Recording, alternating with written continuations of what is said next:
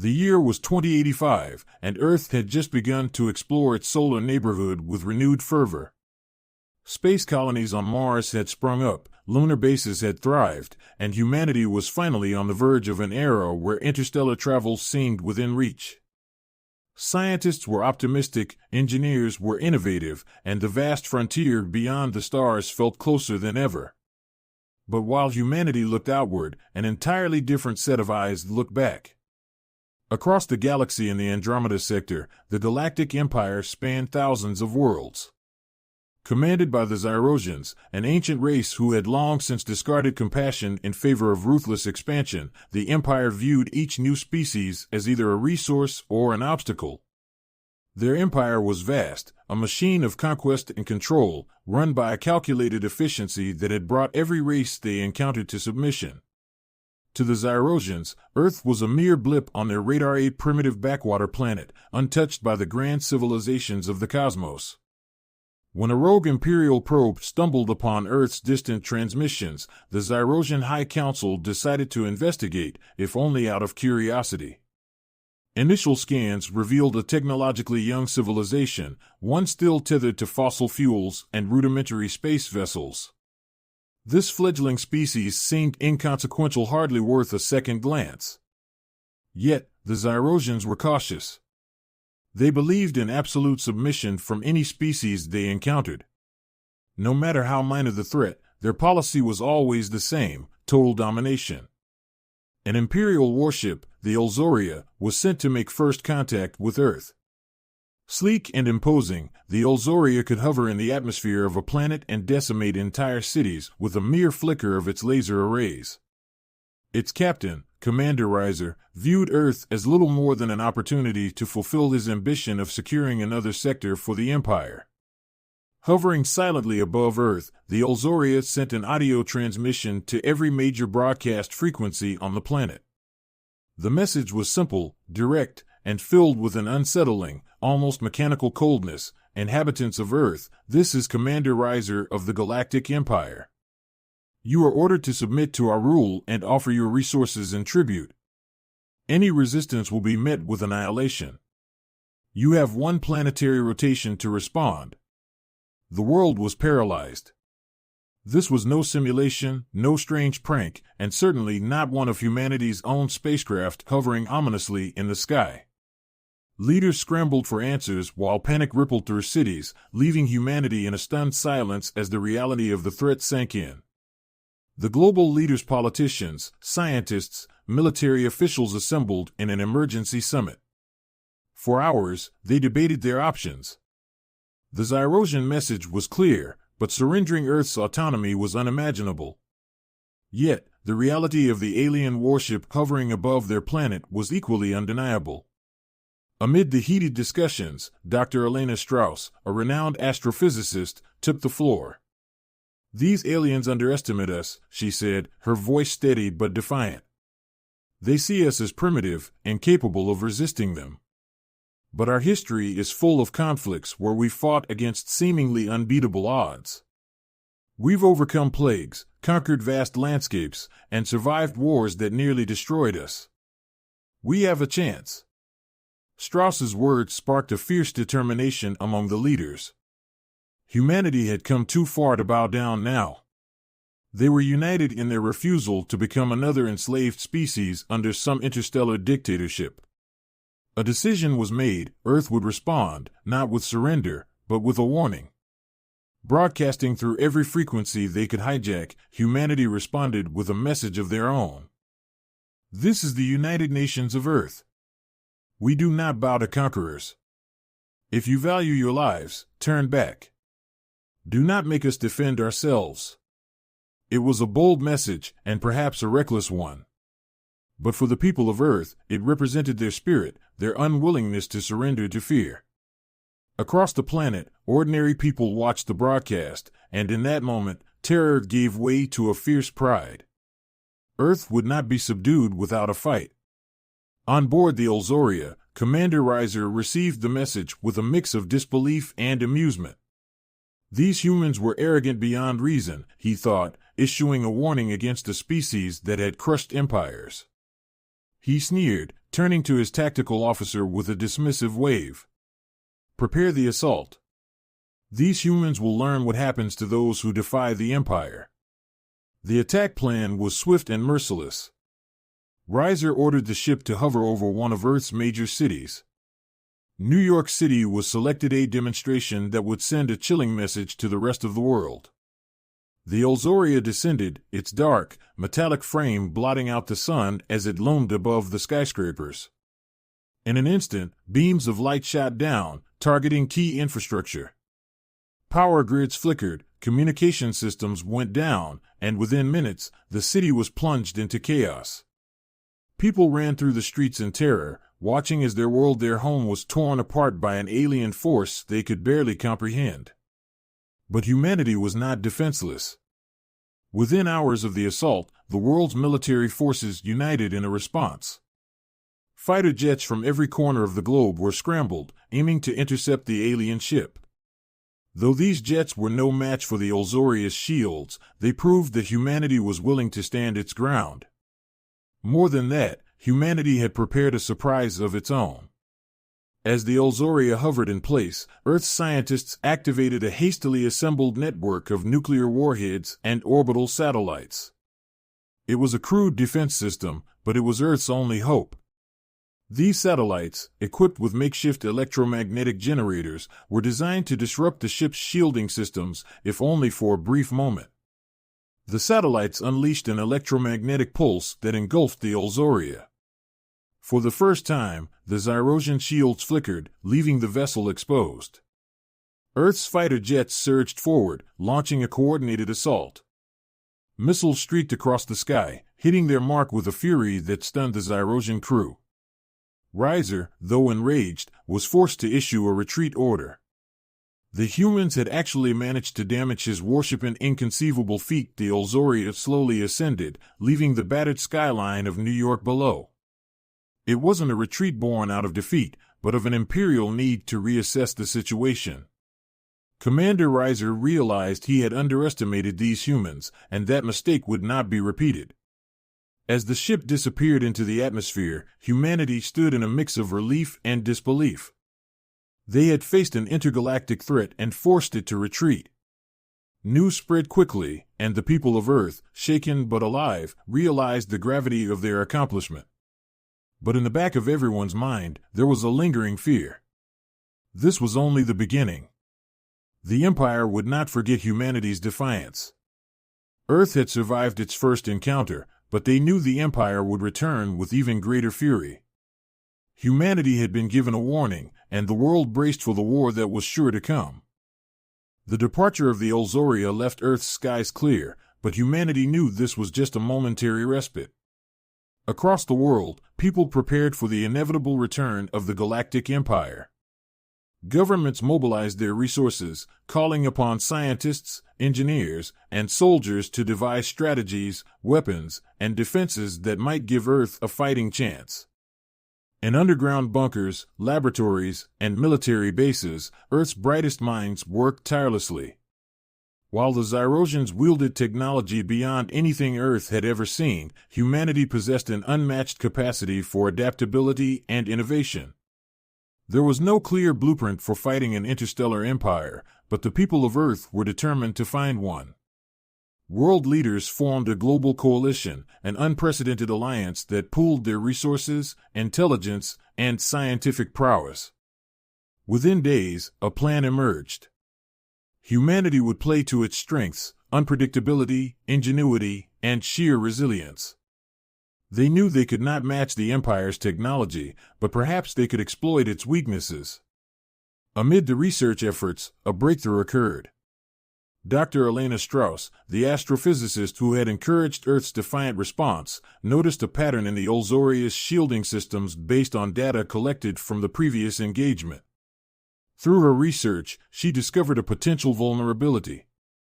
The Zyrosian shields, she realized, were powered by a unique particle field called Chion, a type of energy that, while powerful, could be disrupted by certain electromagnetic frequencies and radioactive elements. If Earth's forces could destabilize the Chion fields, they might be able to punch through the Zyrosian defenses, if only temporarily. This discovery led to the development of a new weapon, the Kayan Disruptor. Housed in compact, portable generators, these devices could emit a short-range electromagnetic pulse specifically tuned to disrupt the Empire's shields. While they were untested, the Kayan disruptors represented Earth's best hope for countering the Zyrosians' technological superiority. The following weeks were a flurry of activity. Global leaders initiated a crash program to manufacture hundreds of Kayan disruptors and equip as many military units as possible. Drones, satellites, and even modified fighter jets were outfitted with the disruptors, transforming Earth's conventional military into a patchwork of experimental defense systems.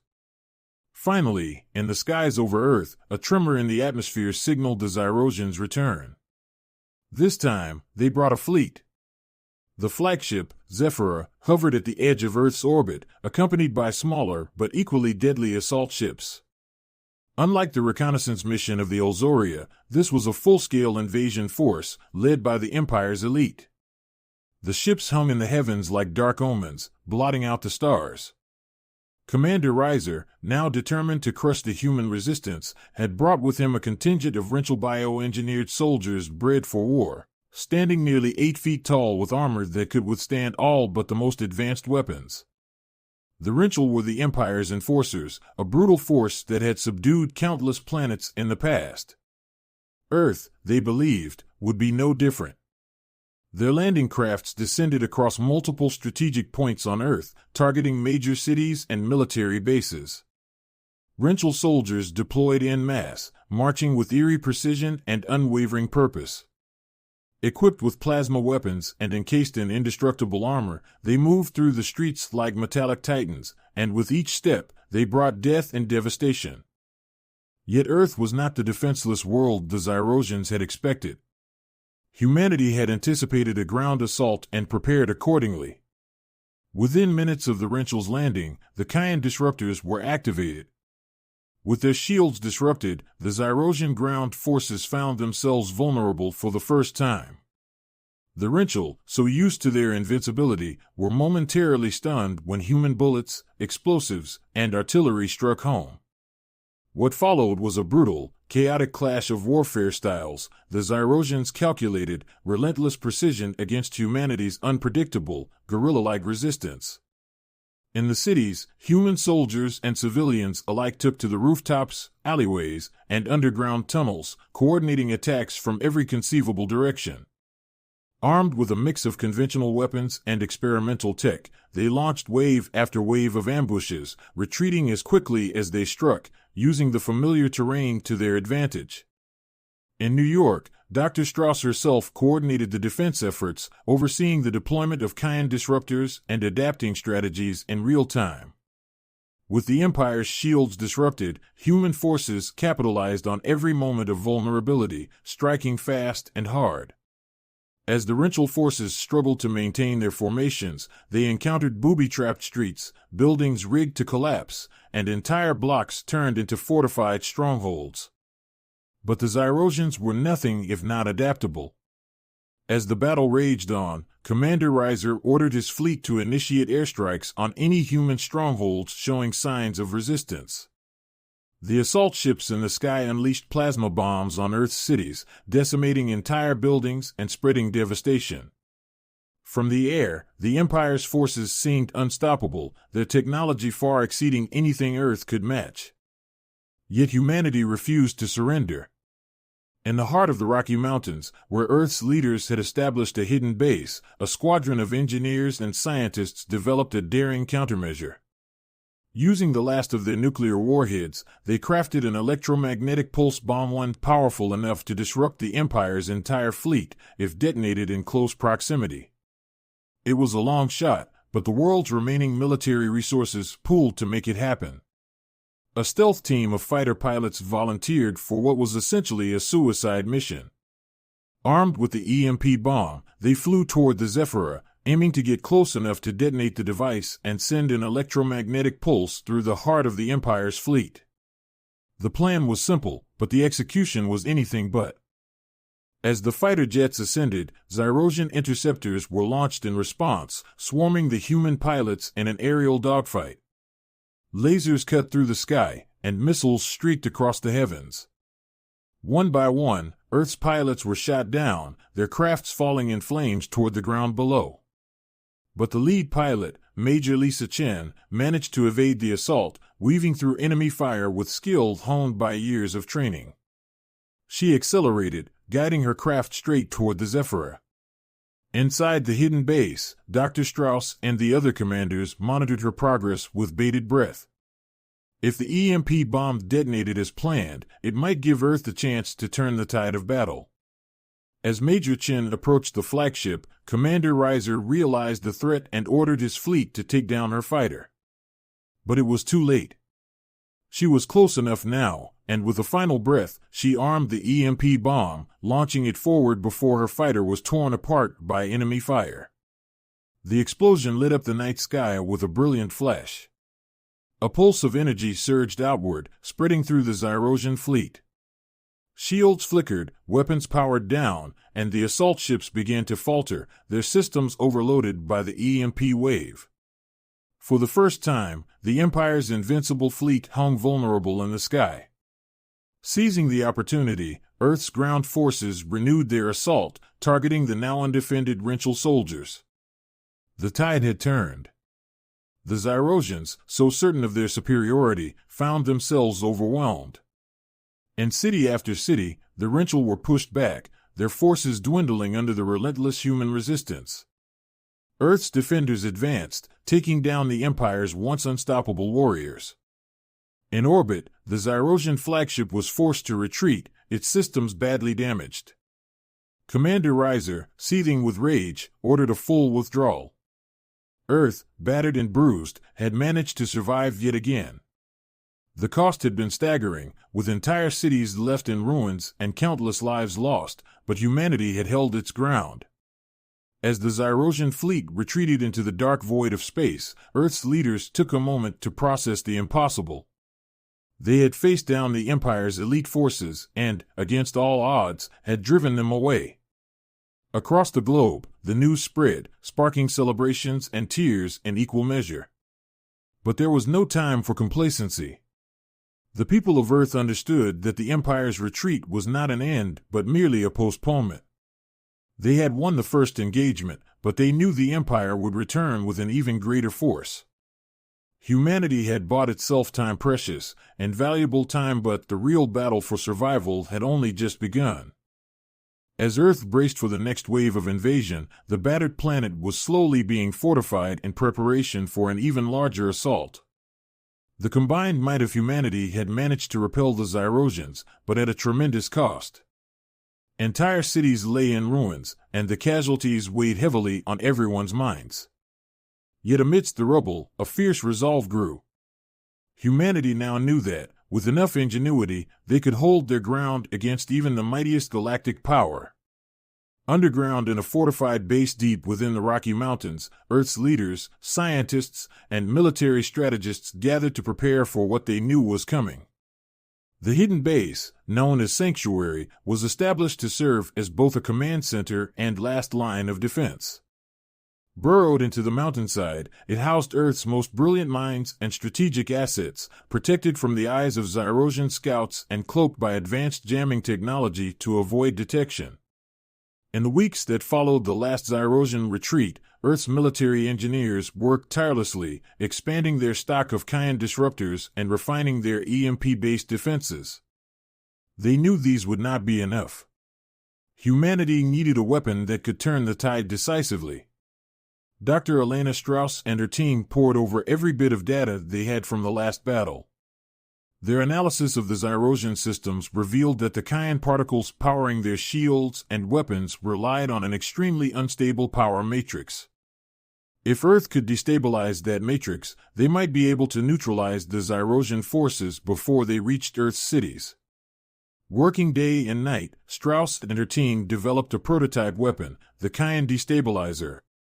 This weapon, if deployed correctly, could theoretically generate a field that disrupted the Kayan matrix across an entire battlefield. It was a risky, experimental device with limited range, but in a critical battle, it could mean the difference between survival and annihilation. Just as humanity finalized these preparations, Zyrosian forces reappeared at the edge of the solar system, and the scale of the fleet left Earth's defenders awestruck. The new invasion force dwarfed the previous assault, with hundreds of battleships, frigates, and assault carriers surrounding a massive dreadnought, the HFY. This monstrous vessel, covered in dark, reflective armor and bristling with weapons, was known across the galaxy as a symbol of the Empire's power. It had been designed to subdue entire civilizations on its own, with enough firepower to obliterate continents in a single barrage. The sight of the HFY alone sent a chill through every member of Earth's coalition. Inside Sanctuary, Earth's leaders understood the gravity of the situation. There would be no time for retreats, no room for error. This was the final stand. As the Zyrosian fleet advanced toward Earth, the command center inside Sanctuary buzzed with nervous energy. Military strategists reviewed maps, scientists double-checked their calculations, and soldiers prepared for what would undoubtedly be the fight of their lives. High above, orbital satellites were armed and ready, each equipped with Earth's last supply of nuclear warheads and electromagnetic disruptors. Every available resource, every ounce of energy, was directed at holding off the approaching fleet. The fleet moved into position, surrounding Earth in a silent display of overwhelming force. Then, without warning, the Zyrosians unleashed their first strike. A blinding light filled the sky as the HFY fired a plasma barrage toward one of Earth's major cities, melting skyscrapers and turning the cityscape into a charred wasteland in an instant. It was a brutal reminder of the power humanity faced, and as the blast's shockwave rippled across the land, a resolve settled over Earth's defenders. This was a fight for their survival. At Strauss's command, the Kayan destabilizer was deployed, hidden within the mountain near Sanctuary. Its range was limited, but it was designed to target any Zyrosian forces attempting a ground invasion. If the Zyrosians landed in force, they would find themselves stripped of their technological advantage. Within minutes, Wrenchel dropships descended across the Rockies, targeting Sanctuary itself. The Empire had learned of the hidden base, and Riser was determined to eliminate it. Hundreds of Wrenchel soldiers, clad in heavy armor and wielding plasma weapons, marched toward the mountain, their movements precise and mechanical. To them, this was just another Conquest A rebellious planet to subdue before moving on to the next. But they hadn't counted on the Kayan destabilizer. As they approached, Dr. Strauss's team activated the device. A deep hum resonated through the air as the destabilizer emitted a pulsing field, disrupting the Kayan particles in the Wrenchel's shields and weapons. In an instant, the elite soldiers found themselves vulnerable, their advanced armor stripped of its protective power. Their plasma weapons flickered, the energy fields unstable, and several backfired, injuring the soldiers wielding them. Humanity's defenders seized the opportunity. Soldiers hidden in the mountains opened fire with everything they had, from automatic rifles to mortars and experimental energy weapons. The terrain erupted into chaos as explosions and gunfire rained down on the confused and vulnerable Wrenchel forces. These once invincible warriors, bred for domination, now found themselves pinned down by a species they had underestimated. The battle was fierce. Wave after wave of Wrenchel soldiers poured into the valley, but with each assault, humanity held its ground. Even civilians who had taken refuge in the mountains joined the fight, their ingenuity transforming the rugged landscape into a treacherous battleground. Ropes were rigged across chasms, creating makeshift zip lines. Tunnels were carved into cliffsides, allowing for ambushes and quick retreats. Every inch of the Rocky Mountains was a weapon, every slope and crevice an ally. Yet above them, the fleet loomed, and Earth's defenders knew that ground forces were only part of the threat. The HFY unleashed another round of plasma strikes, this time targeting defensive installations across the continent. Entire battalions were vaporized, cities razed, and Earth's surface was scarred by the barrage. As buildings crumbled and fires spread, the situation grew increasingly desperate. Inside Sanctuary, Dr. Strauss and the remaining scientists worked frantically, monitoring the Kion destabilizer and keeping it running at peak capacity. But they knew the device was only a temporary solution. If humanity was to survive, they needed to take the fight to the VYR cache itself. With a grim determination, Strauss initiated the final phase of their plan, a direct assault on the dreadnought. A team of Earth's best pilots volunteered to fly into space, equipped with modified fighters carrying enhanced EMP bombs. It was a near-suicidal mission, but these brave men and women knew it was their only chance to save Earth. As they ascended into the sky, dodging plasma blasts and navigating through swarms of Zyrosian interceptors, they made their way toward the VYR cache, their every move guided by hope and desperation. Reaching the dreadnought, the pilots launched their EMP bombs, detonating them close to the ship's hull. The resulting pulses rippled through the dreadnought's shields, weakening them just enough for a daring boarding party to breach the ship. Earth's finest soldiers, equipped with Kion disruptors and experimental weapons, fought their way through the corridors of the VYR cache, facing wrenchel guards and automated turrets as they advanced. In the heart of the ship, Commander Reiser watched, his composure cracking as he realized the humans were inside his vessel. Despite their technological inferiority, these humans were pushing his forces to their limits. He had seen countless species surrender before the Empire, yet here was this small, determined world defying him. The boarding party reached the ship's core, planting explosives that would destabilize the ship's power grid. As the countdown began, they fought their way back toward the escape pods, narrowly evading the desperate wrenchel reinforcements that tried to intercept them. With only seconds to spare, the team escaped the VYR cache, their escape pods hurtling back toward Earth as the ship's core erupted. The dreadnought, the symbol of Zyrosian power, was consumed by a fiery explosion, lighting up the night sky and sending a shockwave that rippled through the Zyrosian fleet. Back on Earth, humanity watched in awe as the colossal ship disintegrated above them. The Zyrosian fleet, now leaderless and disorganized, began to retreat, leaving behind a battered but defiant Earth. Against impossible odds, humanity had forced the Empire to flee, shattering the myth of Zyrosian invincibility. As the dust settled, Dr. Strauss and the remaining leaders emerged from Sanctuary, weary but triumphant. They knew Earth's survival had come at a steep cost, but they had proven something to the galaxy: humanity would not be conquered. Rumors of Earth's victory began to spread through the stars, reaching the ears of oppressed civilizations across the galaxy. For the first time in centuries, the Galactic Empire had tasted defeat and the seeds of rebellion had been sown. The destruction of the VYR cache sent shockwaves across the galaxy. News of Earth's defiance and victory over the Galactic Empire's dreadnought traveled faster than light, reaching countless oppressed worlds and sparking whispers of rebellion. To species long crushed under the Empire's heel, Earth's success represented something revolutionary: hope. But humanity knew its battle was far from over. They had bought themselves time, but the Empire was still out there, its remaining forces regrouping, more dangerous than ever. Earth's leaders understood that the Empire would never allow such a bold act to go unpunished. Deep underground in the fortified command center of Sanctuary, Earth's top officials and scientists were already preparing for what they feared would be the final battle. It was then that an unexpected transmission crackled through their communication network. The message was encrypted and unlike any of the Empire's prior broadcasts. Skeptical but curious, Earth's leaders decrypted the signal. A hologram flickered to life in the center of the command room, revealing a figure who appeared neither human nor Zyrosian.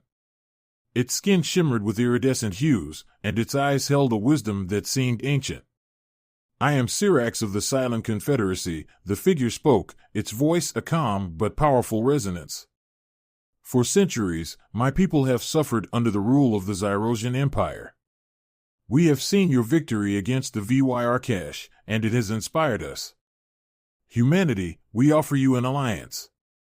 The room fell silent.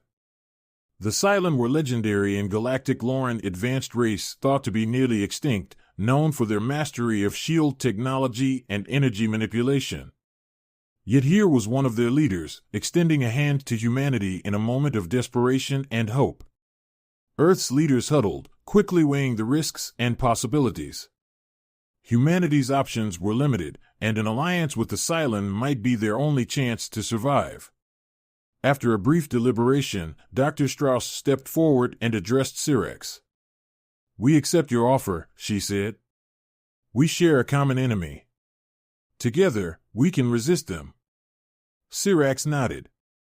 The Zyrosian fleet has mobilized its remaining forces for a final assault on Earth. They are massing at the edge of your solar system as we speak. My people will arrive to reinforce you shortly. We will strike together. A sense of resolve settled over Earth's leaders. They knew the battle would be unlike any they had fought before, but now they had allies who understood the Empire's tactics, weaknesses, and technology. Within hours, Cylon warships appeared on Earth's sensor-sleek, almost organic vessels that moved through space with a fluid grace. Their arrival sent a renewed sense of hope through Earth's forces. As the Zyrosian fleet entered Earth's orbit, humanity braced itself. It was a sight both terrifying and awe-inspiring. Thousands of Imperial ships formed an unbroken wall of firepower, a display of strength meant to crush the spirit of any who looked upon it. But this time, Earth was not alone. The battle began with a brutal exchange of fire. The Zyrosian ships unleashed plasma barrages on Earth's defensive satellites and ground installations, causing explosions that lit up the sky. But this time, the Cylon ships retaliated, their energy shields absorbing the plasma and redirecting it back at the Zyrosians. Earth's remaining forces joined in, coordinating their firepower with Cylon tactics, using EMP bombs and Kion disruptors to destabilize the enemy's shields. As the fleets clashed, Earth's fighters weaved through the chaos, targeting Imperial vessels with precision strikes. The Cylon, masters of shield technology, provided protective barriers for Earth's ships, allowing them to withstand the brutal onslaught.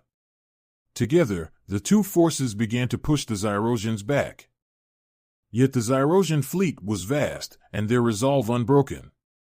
Commander Reiser, who had narrowly escaped the destruction of the VY Arkash, now led the assault with a cold fury.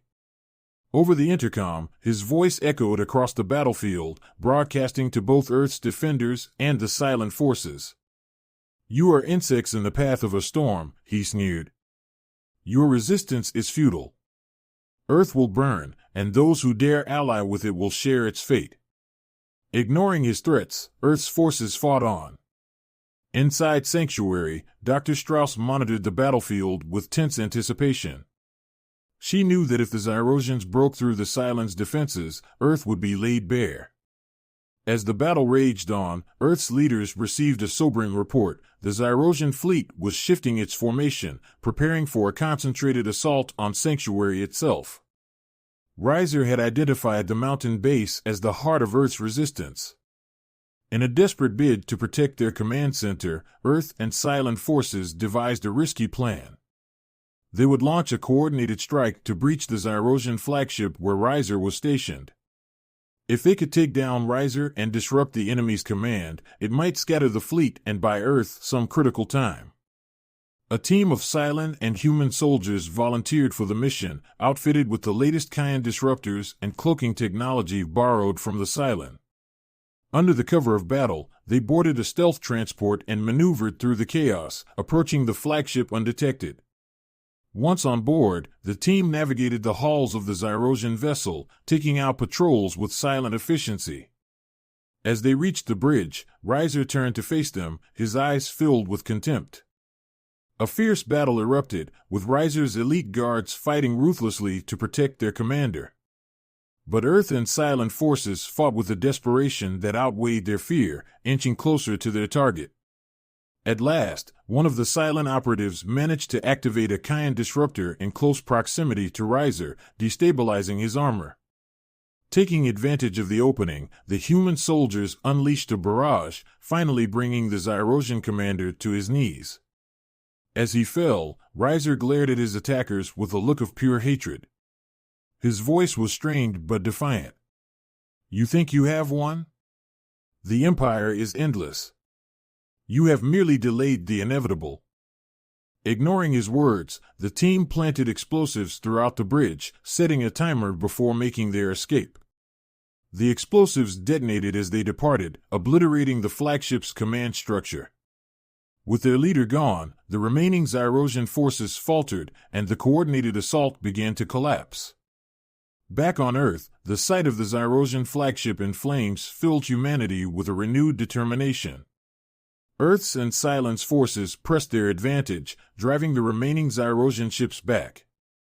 One by one, the Imperial vessels withdrew, retreating into the depths of space. The Zyrosian fleet, once invincible, was now in full retreat, beaten by a species they had deemed inferior. As the last of the Zyrosian ships vanished from Earth's orbit, the battlefield fell silent.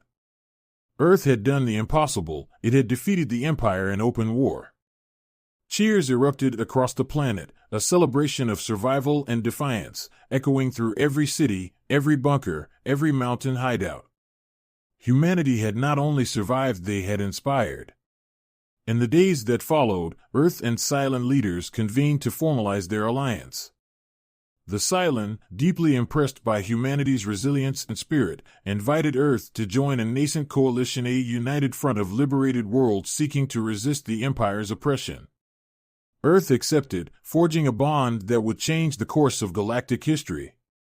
Dr. Strauss, now hailed as a hero, stood before the gathered leaders and addressed the coalition. "We fought not just for survival, but for our right to determine our own destiny," she declared. "We are no longer alone in the galaxy. Together, we stand for freedom against tyranny. And we will never again let the Empire or any power dictate our fate." As Earth began the process of rebuilding, word of their victory spread to distant worlds, sparking rebellions and uprisings within the Empire's borders. Across the galaxy, those who had once lived in fear found courage in Earth's defiance. Humanity had transformed from a mere backwater species into a symbol of hope. The Galactic Empire had been dealt a blow from which it might never recover. And as Earth's flag was raised alongside the banners of the Cylon Confederacy and other liberated worlds, a new era dawned, one where Earth would take its place among the stars, not as conquerors or subjects, but as allies and defenders of freedom. Thus began the Galactic Rebellion, a movement that would echo through the centuries, sparked by a small, resilient planet that had dared to stand against the darkness and had inspired countless others to do the same.